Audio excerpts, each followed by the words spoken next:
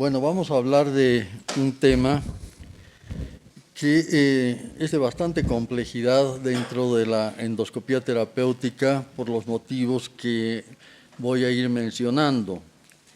Vamos a tomar en cuenta conceptos generales, variables anatómicas, abordajes endoscópicos, técnicas combinadas para la resolución de una diversa patología que puede acompañarse a la anatomía alterada y finalmente vamos a hablar de algunas conclusiones. ¿Cuáles son los conceptos fundamentales que debemos conocer? Son diversos los cambios anatómicos que pueden surgir después de intervenciones quirúrgicas sobre el tracto gastrointestinal, las vías biliares y el páncreas. Asimismo, son diversas las situaciones patológicas que pueden darse ya sea como complicación de esas cirugías o como nuevas enfermedades que afectan ya sea las vías biliares o el tracto digestivo o pancreático después de una cirugía que altera la condición normal de los pacientes. Los desafíos endoscópicos para manejar estos pacientes son alcanzar la papila de Vater a través de un endoscopio, cosa que en muchas oportunidades es muy difícil, y cuando ya no existe la papila de Vater y hay una anastomosis biliodigestiva, tenemos que procurar alcanzar la anastomosis para un determinado tratamiento. El éxito de los procedimientos endoscópicos cuando hay una anatomía alterada es muy variable y obviamente es dependiente por un lado del operador, por otro lado de la tecnología que se dispone y fundamentalmente del tipo de cirugía y alteración de la anatomía que pueda tener un determinado paciente. En todos los casos hay que procurar una adecuada definición de los cambios anatómicos posoperatorios que ha dejado una cirugía en un paciente. Y esto no siempre se consigue porque generalmente las complicaciones después de una cirugía donde se ha alterado el tránsito intestinal, por ejemplo, vienen años después y muchas veces el paciente no tiene la información suficiente. Pero en todo caso es importante que intentemos definir cuál es la situación de cambios anatómicos que pueda haber dejado una determinada cirugía. También es importante la ejecución del procedimiento en unidades endoscópicas avanzadas, porque, como vamos a ver, hay una gran variedad de alteraciones y debe existir una estrecha colaboración entre cirujanos, radiólogos, y anestesiólogos y endoscopistas, por supuesto, para lograr un adecuado resultado en el manejo de estos pacientes. Y debemos considerar más de una estrategia en el manejo de estos pacientes, porque es muy fácil fracasar en un primer intento. Como ven, las cifras de fracaso pueden estar incluso en el orden del 50%, y entonces hay que definir otras terapéuticas. Y finalmente, es sumamente importante transmitir a los pacientes y a los familiares los alcances, riesgos y limitaciones de los procedimientos que vamos a proponer como solución de una patología asociada con la alteración postquirúrgica. Son varias las situaciones que podemos enfrentar con estos pacientes. Por un lado, puede haber un tracto gastrointestinal alterado con vías biliares y pancreáticas intactas, es decir, donde se mantiene sin variación el drenaje biliopancreático a través de la papila de Vater. Esa es una de las situaciones. Otra situación es el tracto gastrointestinal intacto con vías biliares y pancreáticas alteradas. ¿no es cierto? Sobre todo esto se da cuando estamos frente a anastomosis biliodigestivas. Y la tercera situación es un tracto gastrointestinal alterado con vías biliares y pancreáticas alteradas. Entonces, como podemos imaginarnos, cuando analizamos estas tres posibilidades, hay una gran variedad de patología postquirúrgica a la cual el endoscopista puede enfrentarse. Cuando hablamos de tracto gastrointestinal alterado con vías biliares y pancreáticas intactas, hay varias situaciones posibles. Está, por ejemplo, la cirugía Billroth 1, la cirugía Billroth 2, ¿no es cierto?, con gastrectomía parcial. Y miren, estas otras variantes que puede ser con Jeder-Rux, puede haber una doble anastomosis duodenal y gastroyeyunal o entero-entérica. Puede haber ya una gastrectomía total con anastomosis esófago-yeyunal en Jeder-Rux. Puede haber obstrucciones de la segunda porción del duodeno por tumores con anastomosis duodenales, y finalmente una situación muy compleja para tratar este tipo de pacientes cuando se suma otra patología biliopancreática,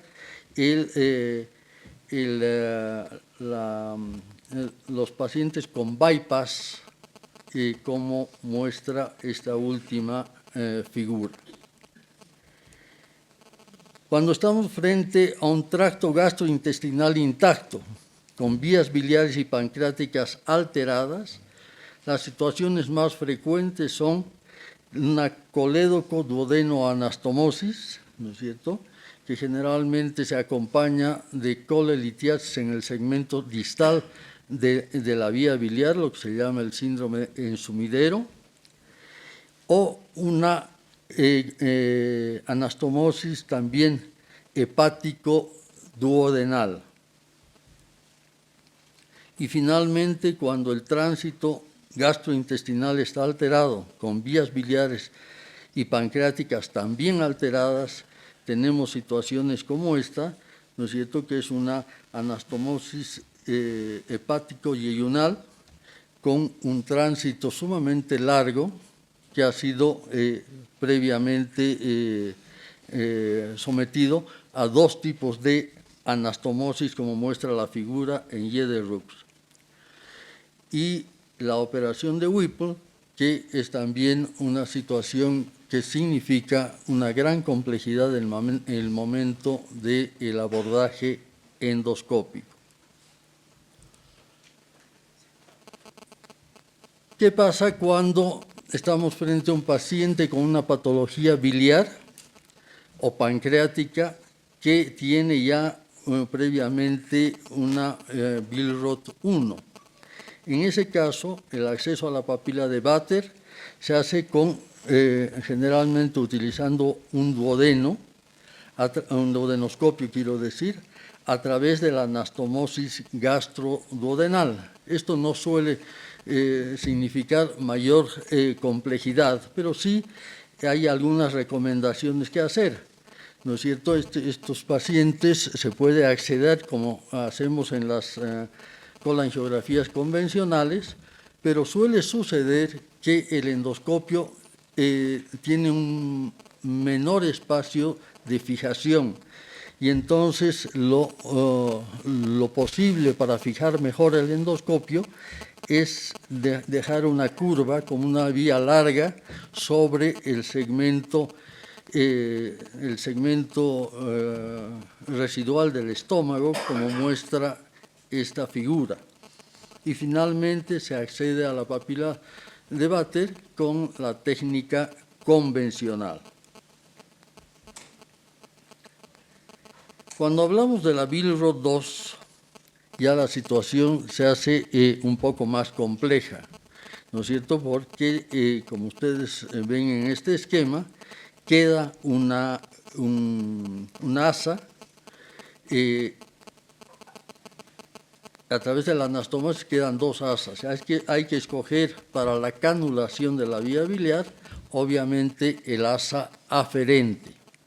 El acceso endoscópico a la papila en Vilos Lobos va a ser desde el segmento distal del duodeno y el ingreso del endoscopio al duodeno está invertido, o sea que nos vamos a encontrar con una papila que no es la que habitualmente vemos en la colangiografía endoscópica, sino vamos a enfrentar la papila de abajo hacia arriba, lo que significa obviamente una posición bastante más incómoda al momento de definir la canulación de la misma.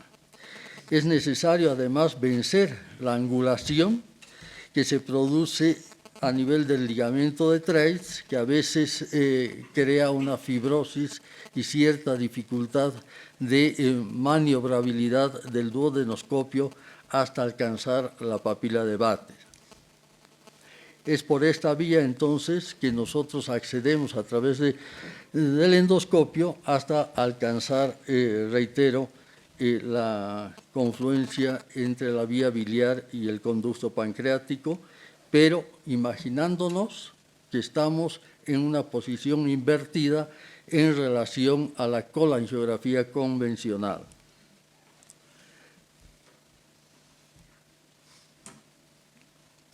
También en Virro 2, para alcanzar la papila de Vater, se puede utilizar endoscopios de visión frontal o duodenoscopios. Es prácticamente indiferente cualquiera de las dos posiciones. A veces es mucho más fácil como llegar a la papila con un endoscopio de visión frontal y como estamos invertidos, la canulación puede ser, siguiendo el eje natural de la vía biliar, puede ser un poquito más sencilla. Un estudio coreano sobre 45 pacientes no demostró una diferencia significativa en cuanto a canulación de la papila de Vater si se usa un gastroscopio de visión frontal convencional o un duodenoscopio.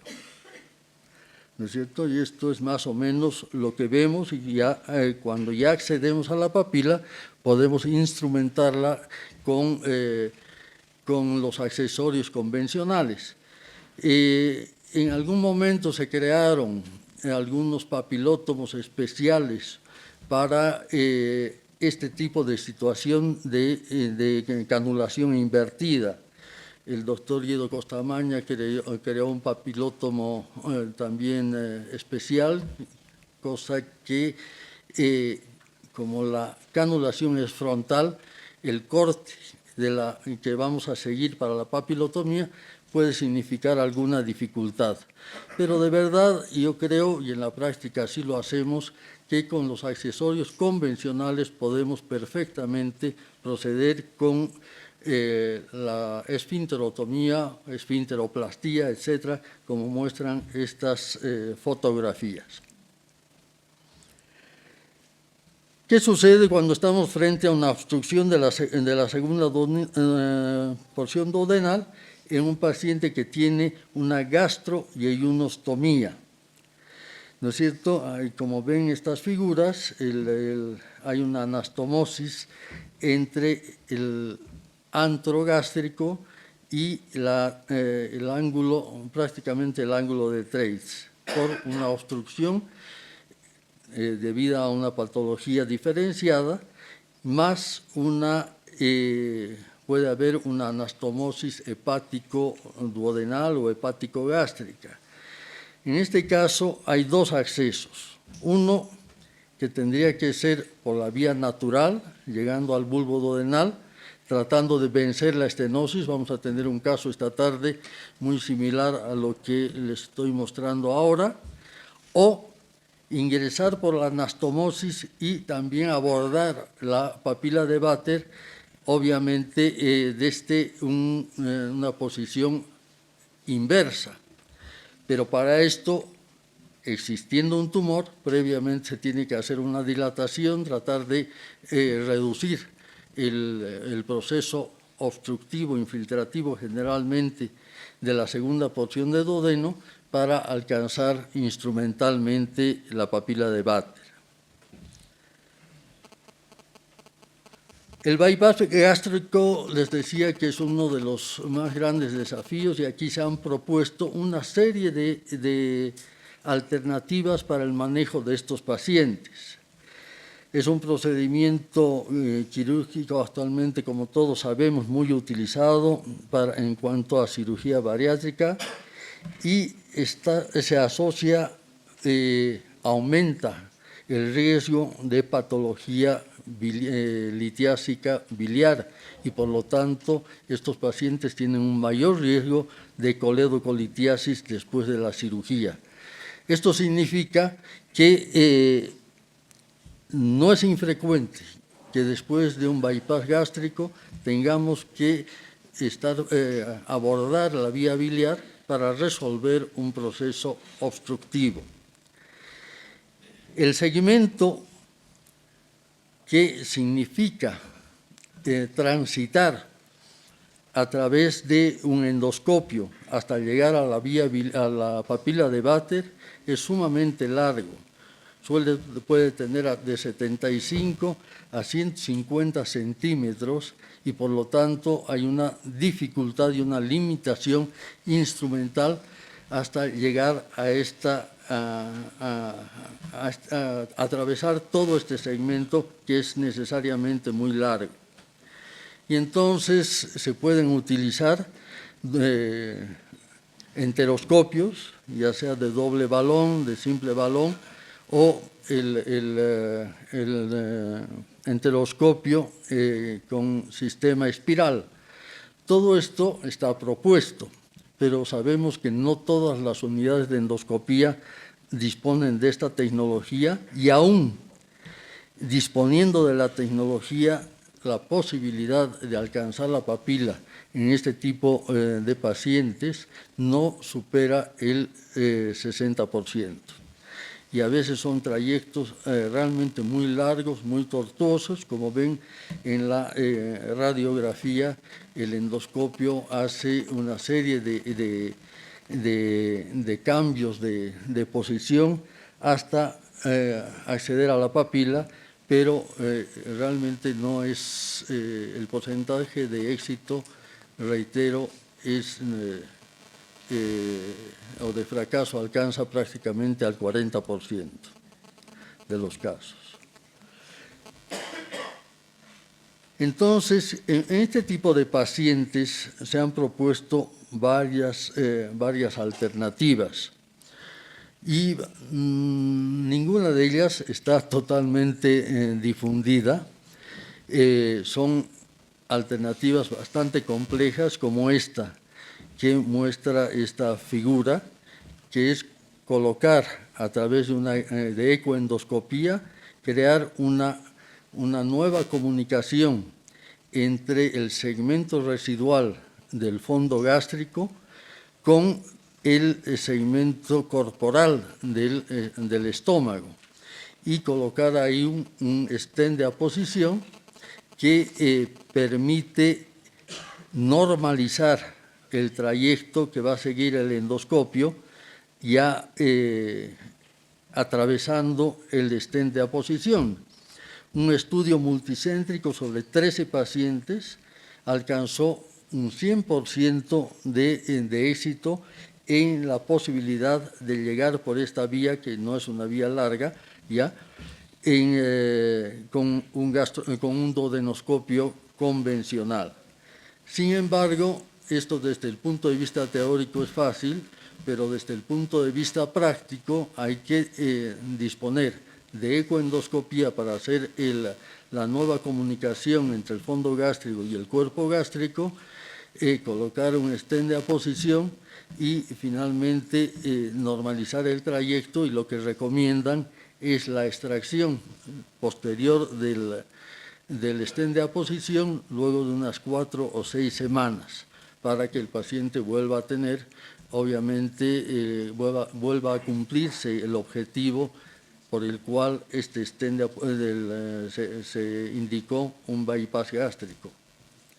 Entonces, este es el trayecto que sigue el duodenoscopio hasta alcanzar nuevamente la papila de Vater. Vías biliares y tracto gastrointestinal alterados, una hepático y eyunostomía. Es otra situación, las anastomosis del hepático común o de los hepáticos derecho o izquierdo, con una asa yeyunal desfuncionalizada. Es la cirugía más utilizada para resolver estenosis benignas y malignas de la vía biliar principal, estenosis biliares iatrogénicas, lesiones biliares de otro origen, quistes de colédoco, trasplante de hígado y litiasis biliar recurrente. Entonces, esta es una cirugía de muy amplia indicación cuando hay una patología compleja de las vías biliares.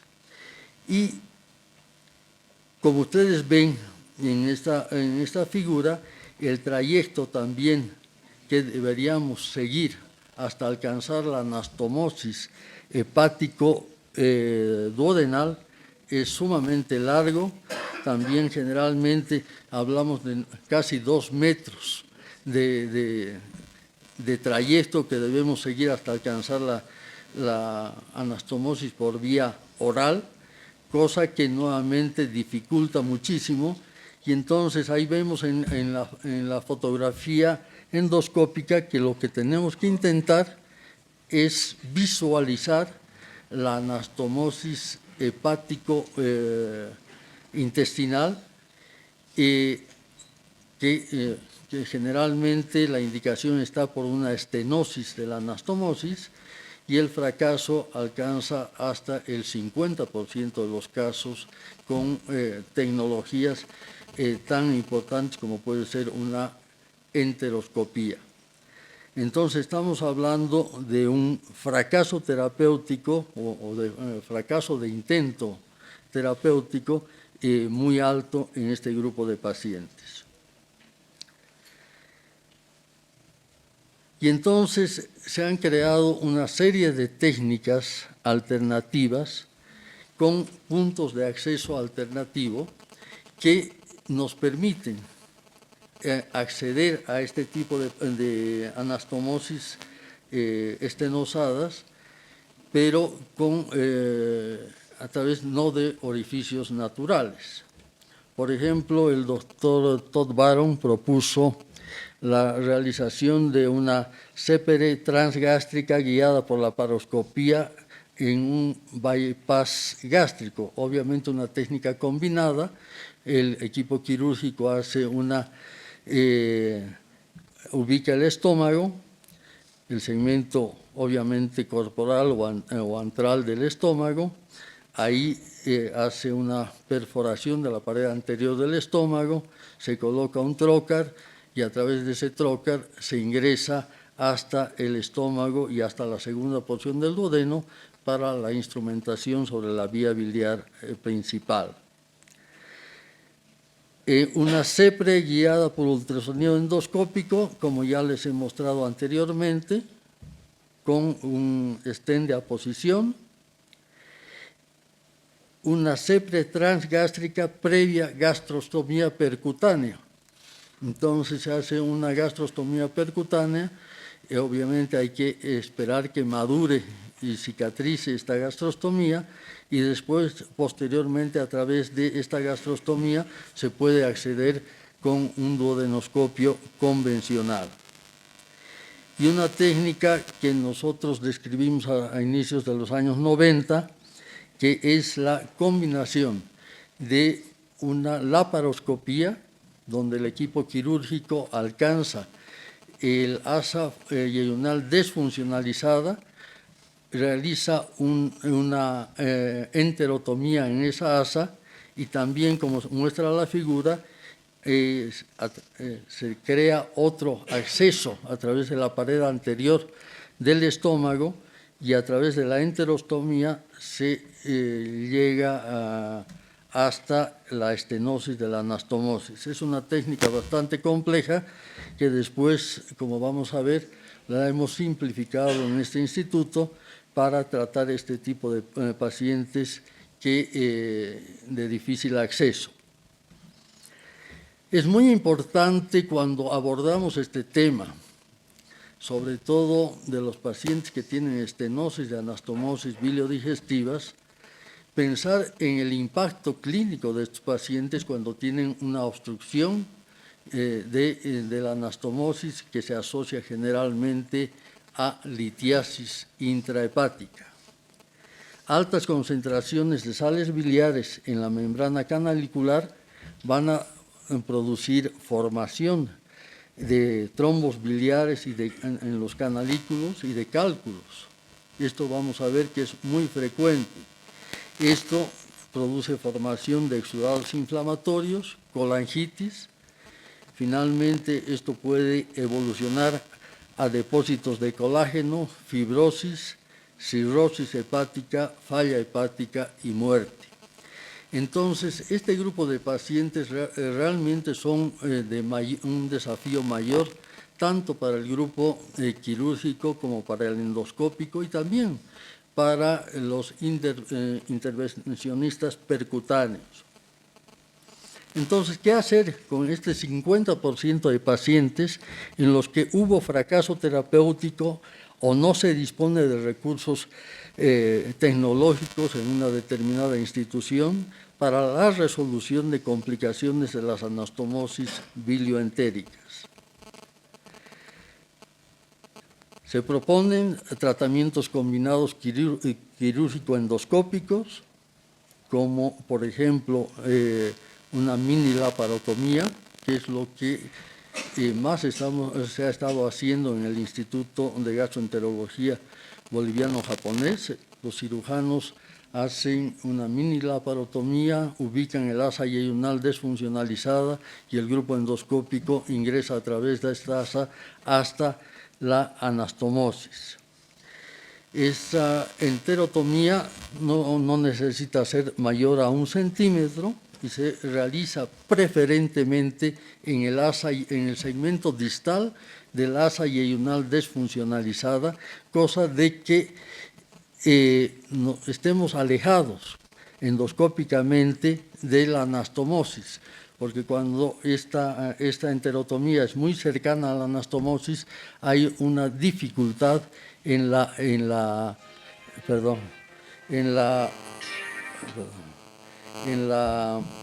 posicionamiento del endoscopio. Y entonces la enterotomía con gastroscopio se accede, como vemos acá, hasta visualizar frontalmente la anastomosis y con eso empezamos la instrumentación. Entonces es más o menos esto lo que se propone con esta técnica, utilizando instrumentos totalmente al alcance de cualquier unidad endoscópica. Hay otras técnicas con creación de puntos de acceso alternativo, como puede ser un drenaje percutáneo hecho por un intervencionista. Se llega también a la vía biliar principal, se puede introducir a través de ese drenaje percutáneo, obviamente después de que el mismo ha madurado, un colangioscopio, y se pueden utilizar las técnicas convencionales para tratamiento de la litiasis biliar, como puede ser litotripsia mecánica, por onda de choque o por láser, hasta permeabilizar la vía biliar. Es una alternativa. Una mini laparotomía para acceso de videoendoscopio en asa yeyunal. Les voy a mostrar algunos casos. Esto permite la visualización directa de la estenosis de la anastomosis con videos gastroscopios convencionales, como les acabo de mencionar. Ahí tenemos una colangiografía transparieto-hepática, estenosis completa de la anastomosis y una litiasis intrahepática múltiple. Una vez que hemos accedido hasta la anastomosis. Lo que realizamos normalmente es una dilatación con balón de la misma, pero generalmente hay mucha fibrosis a nivel de la anastomosis y entonces vale la pena complementar con un electrocorte radiado, como vamos a ver en algún video. Entonces, la combinación de dilataciones radiales con electrocorte radiado es lo que generalmente hacemos y nos asegura un mejor resultado. Ahí tenemos un paciente con una estenosis de anastomosis biliodigestiva y lo que parecía un cálculo a nivel de la confluencia. Entonces el grupo quirúrgico ha hecho la mini laparotomía, ha ubicado el asa yeyunal desfuncionalizada y ahí es que endoscópicamente se ingresa, como ven ahí, a través del asa yeyunal, ese ojal que creó el cirujano, se atraviesa toda el asa yeyunal desfuncionalizada hasta afrontar totalmente la anastomosis. En este caso realizamos una dilatación con balón bajo visión directa y lo que encontramos no eran cálculos los que obstruían la vía biliar, sino un ovillo de hilos de sutura que obviamente provocaron más fibrosis, porque no es la técnica adecuada para realizar una anastomosis, y tuvimos que retirar todos los hilos, dilatar y dejar permeabilizada la vía biliar. Otro caso,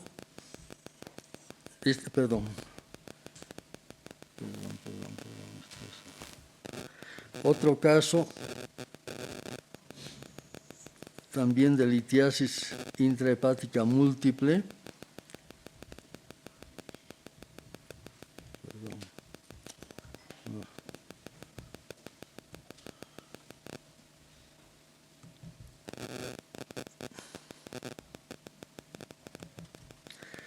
Donde ven que alcanzamos la anastomosis, vamos a realizar electrocorte radiado, estamos con una aguja de precorte, vamos abriendo todo ello y ya con una canastilla de dormia convencional empezamos la extracción, la extracción de cálculos.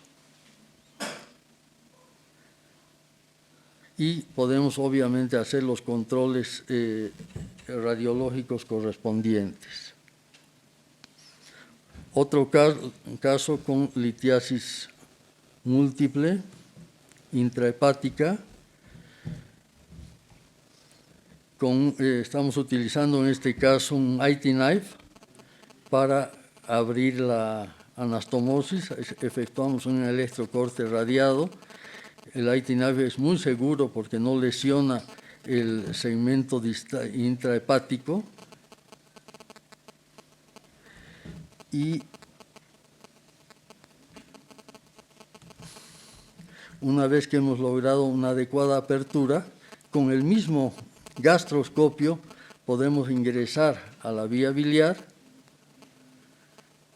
Ven cómo se ven todas las vías biliares intrahepáticas y nos dedicamos obviamente a la extracción, fragmentación en algunos casos de los cálculos que están ubicados dentro de las vías intrahepáticas. Otro caso con una litiasis múltiple,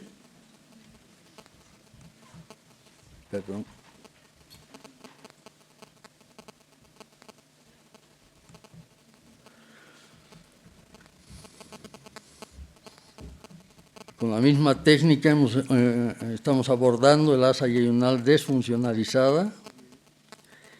Llegamos a la anastomosis, que como ustedes ven está muy cerrada. Con papilótomo abrimos un poquito e inmediatamente ya podemos completar con un balón de dilatación. y miren la cantidad de cálculos que este paciente ha acumulado, obviamente a través de un largo tiempo, dentro de la vía biliar, y estos son los pacientes que evolucionan a fibrosis, cirrosis y hacen todas las complicaciones graves sobre el hígado. Entonces, con una instrumentación bastante sencilla, podemos resolver este tipo de casos. Y obviamente tenemos que procurar dejar abierta la anastomosis, en este caso estamos utilizando nuevamente el IT knife, y cortamos sobre el área fibrótica, nunca sobre un área que no esté asociada a fibrosis, porque ahí podemos tener complicaciones, ¿no?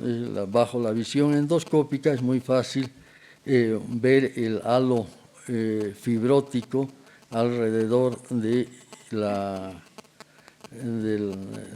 anastomosis. Hasta el año 2000 habíamos realizado 42 pacientes con éxito terapéutico del 92.8%. Hubo recidiva con requerimiento de nuevos procedimientos en 5 pacientes y el fracaso terapéutico fue en 3 pacientes. Y esto se dio por la imposibilidad de identificar la anastomosis en asa yeyunal.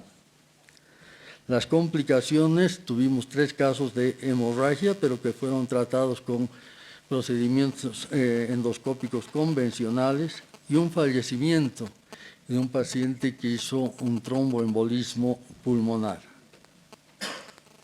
En conclusión, el tratamiento endoscópico de la patología biliar en pacientes con anatomía alterada representa uno de los mayores desafíos para la endoscopía, tanto por la amplia variedad de alteraciones que es posible enfrentar, como por la complejidad que las mismas pueden representar y por el severo impacto clínico y pronóstico de estos pacientes, que muchas veces depende exclusivamente de una terapéutica endoscópica.